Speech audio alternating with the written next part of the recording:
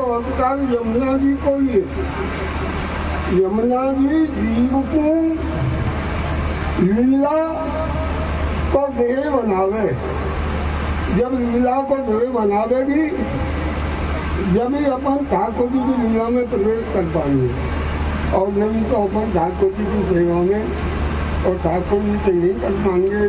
तो मेरा एक ही कहना है कि जितने भी यहाँ भक्त जन है वो यमुना जी पे आओ और यमुना जी से प्रेम करोगे तो दैविक दैविक और भौतिक तीनों प्रकार को सुख देने वाली यमुना जी है। क्योंकि यमुना की नाय और को दाता जो इनकी सरल जाते दौड़ के साय को छिन कर सुना था।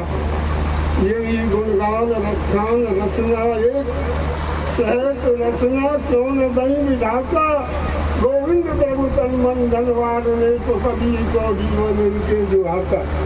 तो भैया जी ऐसी है जो मांगोगे तो ही पाओगे। यमुना भैया